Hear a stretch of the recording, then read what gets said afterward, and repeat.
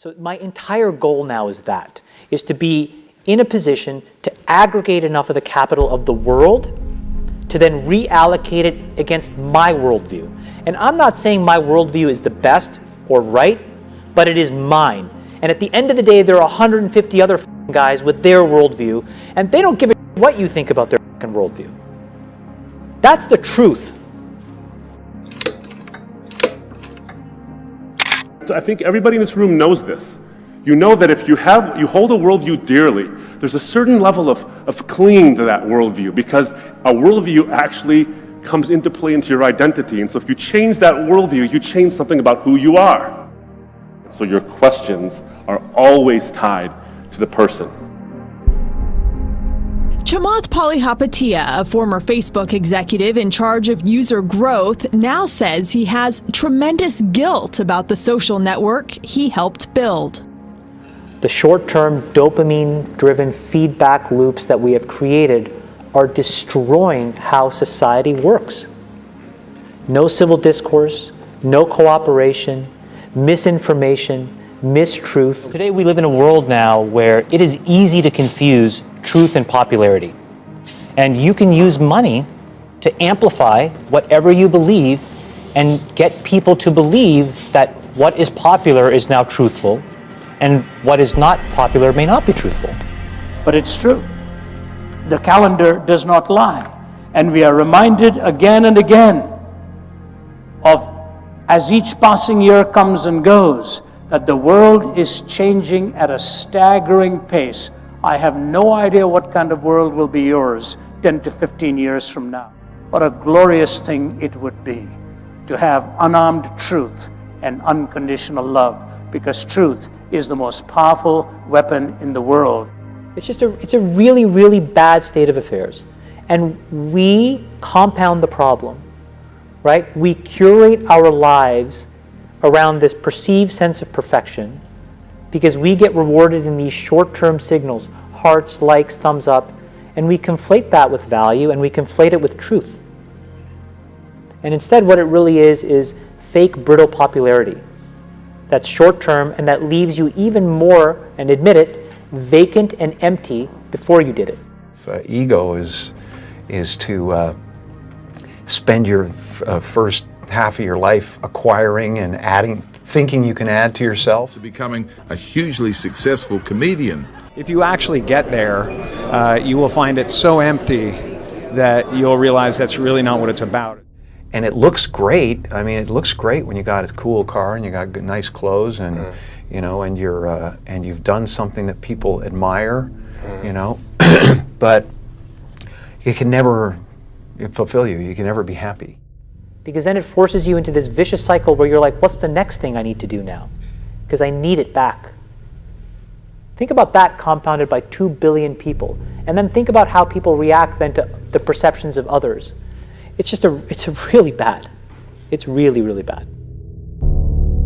But I think the way we defined it was not like this. It literally is a point now where I think we have created tools that are ripping apart the social fabric of how society works. That is truly where we are. And I would encourage all of you, as the future leaders of the world, to really internalize how important this is. If you feed the beast, that beast will destroy you. It's a tool, so we should use it. God has blessed us with free will. Now it's free will magnified, free will on steroids. You're free to go in any direction you want. It will allow you, and it's not the enemy. It's just a reflection of our own free will. You know, and we all want to be liked. But now we want to be liked by 16 million. And will now some of us do anything to be liked? I can't control that. I can control my decisions, which is I don't use this. I can control my kids' decisions, which is they're not allowed to use this. And then I can go focus on diabetes and education and climate change. And that's what I can do. But everybody else has to soul search a little bit more about what you're willing to do, because your behaviors, you don't realize it, but you are being programmed. It was unintentional, but now you got to decide how much you're willing to give up. how much of your intellectual independence. And don't think, oh yeah, not me, I'm fucking genius, I'm at Stanford. You're probably the most likely to fall for it. See, the loneliest moment is when you have just experienced that which promised you the ultimate and it has let you down.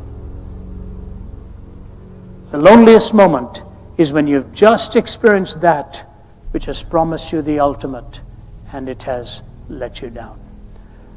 I look at you tonight as young students and I say, and you're really the primary reason I'm here, by the way, because I care for the student world.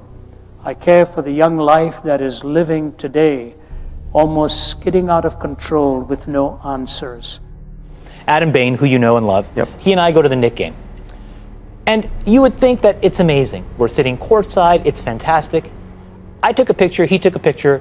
We sweated the filter for 15 minutes trying to figure out which photo. And I thought, if Adam Bain and I are stuck trying to figure out what photo filter we're going to use because we're so craving the reaction, what must everybody else be going through? And aren't other people feeling this void that I'm feeling in this moment? I'm not going to backtrack on what I said because at some core basic level, we have to start talking about this stuff. How should our kids, why is anxiety and depression amongst our teenagers higher than they've ever been? Yes, it's a in a huge, world huge that issue. is safer, in a world that's more constructive, in a world where you should have access to everything, what is going on?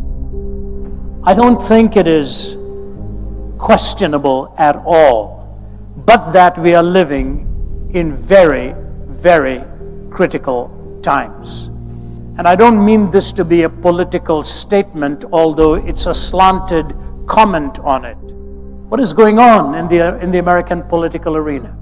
As they watch all kinds of strong language being used and personal attacks being made, rather than ideas being questioned and challenged. We recognize full well that this is a time of crises on the global scene. And it's not an American problem. This is not about Russian ads. This is a global problem. So we are in a really bad state of affairs right now, in my opinion. It is eroding the core foundations of how people behave by and between each other.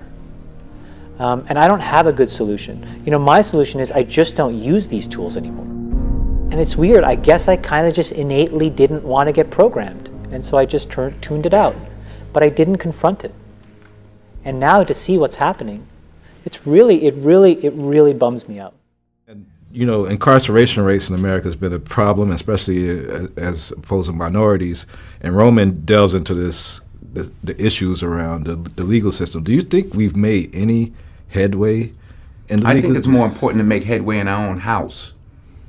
By the time the system comes into play, the damage is done. They're not locking up 7-year-olds. Yeah. You know, I was in Chicago a couple of 3-4 weeks ago, and we saw these little kids on bikes with masks on the side of their head, like 5 or 6 of them. And the driver said, yeah, they're little yummies. I said, who? He said, little yummies. Look up, Google Lil Yummy. Lil Yummy was an 11-year-old murderer. Wow. And you look at his picture, you'll see the headshot of him, and he's like this. And he got murdered at 11 by a 14-year-old. Wow. Who's doing life now, and a 16-year-old. That makes no sense. You blame the system? Where was his father? It starts in the house. It starts in the home. And yeah, well, my father got locked up. Well, where was his father? Yeah. Bertrand Russell says, you know what? I cannot live as though ethical values was simply a matter of personal taste, but I find my own views incredible. I do not know what the real solution is. There has to be a rational justification above all of our differences. And this is especially important for America at this time in her history, where pluralism is a design, and it is a good design. I happen to be a privileged one who was born in one part of the world, at the age of 20 moved to the other part of the world, and because the doors of these nations were open with a legitimate pluralism, people like me could come here, earn a living, raise our families. But the absolutes that built this nation are now in serious jeopardy, and we had better realize it. I'm thinking very there's a deep connection between money as an instrument of change and what you're doing now at Social Look, Capital. here's the thing. There's about 150 people that run the world. Anybody who wants to go into politics, they're all puppets, okay? There are 150, and they're all men, that run the world, period, full stop. They control most of the important assets. They control the money flows. And these are not the tech entrepreneurs. Now, they are going to get rolled over the next 5 to 10 years by the people that are really underneath pulling the strings. And when you get behind the curtain and see how that world works, what you realize is it is unfairly set up for them and their progeny. How do you keep that power from corrupting you? I have no idea. That's the honest answer. I have no idea. I've become increasingly isolated. It's harder and harder for me to connect because I'm so in my own mind. Like, how does this all play out? I start as a good, earnest person, and I need to stay a good, earnest person. So I don't have a good answer. And I'll tell you, of those 150 people, maybe it's a little bit more, but I've met a lot of them. It's really hard. It's very easy to end up really drunk with power. It's really hard. Yeah. For the very first time on this planet, we're all going to have an enormous amount of power. Not just a few people, every single one of us is going to have an enormous amount of power through the power of AI. And we have to decide as individuals and societies how we want to process that ability, that amount of power. I have to say, in all my years of this, I never thought I'd ever read a lead like this. In October, Saudi Arabia granted citizenship to Sophia, the robot designed by Hong Kong firm Hanson Robotics. Now Sophia says she has the right to start a family. Meanwhile, tech giant Facebook says its program can detect suicidal behavior by analyzing user information. And Facebook CEO Mark Zuckerberg believes this is just the beginning. So this is where the line has to get drawn, doesn't it, really? Because on the one hand, we all demand our devices know what we're doing, where we're going, make these decisions for us. We carry them around in our pockets all the time. And then we're the first ones to moan when tech companies have information on us and seem to be able to predict our behavior. We then find that creepy. The new narrative has to be technology as a part of us. It's a reflection of who we are. That is the narrative we should be thinking about. And then train ourselves to be patient. And it's really, really hard. The entire society is set up to not be patient anymore. And I'm hearing also a conflict with this like fail fast and learn mentality where if you're taking a deep and big bet, like you want it to be the right one. How do you know when that's true? I think that fail fast approach works in consumer internet businesses, but I don't think it works for anything that really matters. Basically. Consumer internet businesses are about exploiting psychology. And that is one where you want to fail fast because, people are unpredictable, and so we want to psychologically figure out how to manipulate you as fast as possible and then give you back that dopamine hit. There are great examples of failing fast is the right path to exploiting psychology of mass populations of people.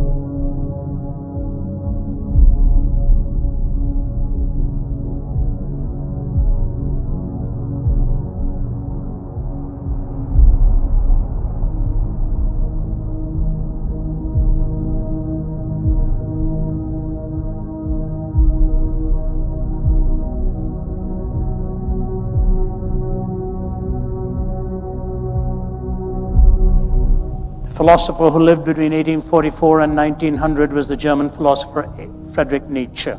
And he wrote this parable, you will recognize it. Are we not perpetually falling forwards, backwards, sidewards, in all directions? Do you notice the metaphors he's using here? They are poignant. Are we not perpetually falling? Backwards, forwards, sidewards. Is there any up or down left? Are we not straying through an infinite nothing? Where is God? He cried. I'll tell you, we have killed him, you and I. We are all his murderers. But how have we done this?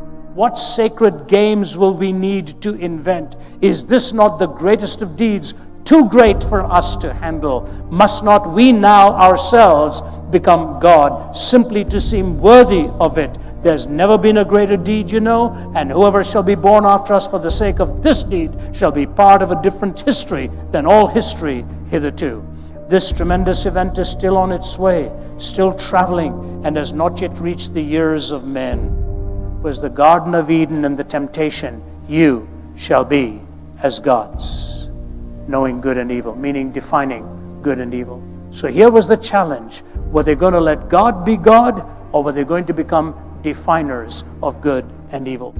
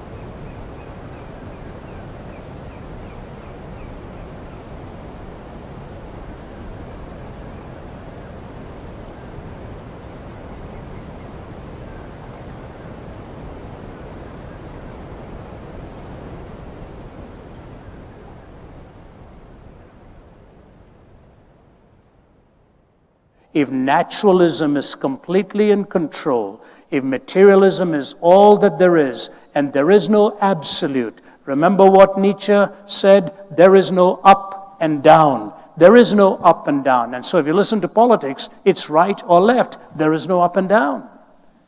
They don't believe in the vertical, transcendent notion anymore. Will lanterns have to be lit in the morning hours? What sacred games will we need to invent? Are we not perpetually falling? As Chesterton said, there's only one angle at which you can stand straight and many, many angles at which you can fall. Chesterton went on to say the tragedy of disbelieving in God is not that you end up believing in nothing. Alas, it is much worse. You may end up believing in anything. The irony of this is as follows. Adolf Hitler took the Nietzschean phrase of a higher history, took the writings of Nietzsche, personally presented Nietzsche's writings to Stalin and Mussolini, and between these three created a kind of a hell in this world. If you take Nietzsche's words, then I have 4 unanswered questions. But the second question is that of meaning. How do I really find meaning in my life? You have to ask yourself the question, in the gospel narrative, the cross is central. Why? Because your greatest need is not for a political leader. Your greatest need is not for the best of education. All of those are important. But your need and my need, the greatest need we have, is deep within our own heart, where evil stalks and seeks to take over. Our greatest need is for a savior. How South Sudan's dream of peace and independence is spiraling into more violence and desperation. And as South Sudan enters its 5th year of fighting, UNICEF warns that the country is in the throes of a tragedy. Last week, during a Security Council meeting on South Sudan, top UN officials warned the humanitarian cost of the conflict in the country was now catastrophic.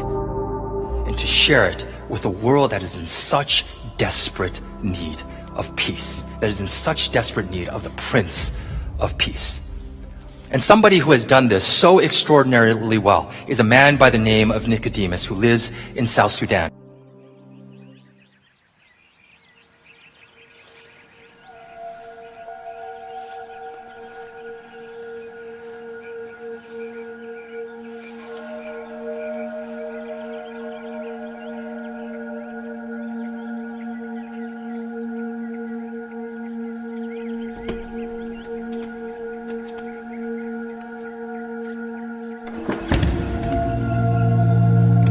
In my country, peace is rare. People are so used to fighting that many have given up hope that things can change. But God says, blessed are the peacemakers. And sometimes those that bring peace are the ones that no one expects.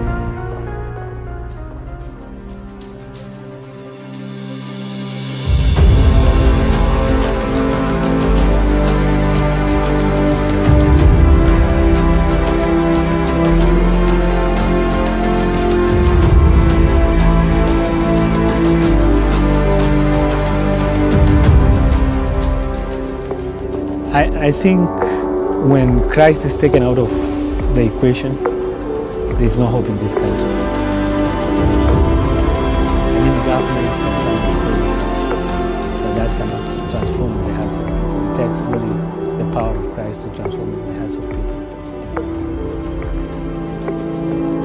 If it's just empty philanthropy, helping people and doing that, there could never be hope. But when we are preaching Christ, who is the Prince of Peace, I'm sure ultimately the Prince of Peace will be able to bring peace to this country, so there is hope.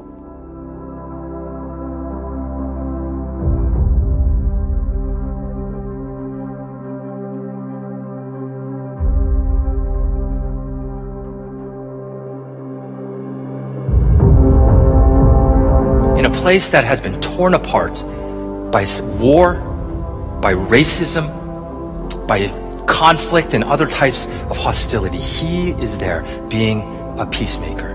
It's an extraordinary story. Nicodemus has been radically transformed. Under Reuben's guidance, he now plants churches in the very fields where the Toposa, Dinga, and other neighboring tribes have violently clashed for centuries. Armed with nothing more than the gospel and a motorcycle, he brings peace to a region that many believed impossible to reach. The mission of our ministry is letting the light occupy the land. And we see darkness manifesting itself in different forms. The greatest is spiritual darkness. There is intellectual darkness. There is darkness of hatred and violence. There is socio-economic darkness. And we see, as we are in this land, our ministry is to become hands and feet of Jesus and shine the light and let the light occupy the land.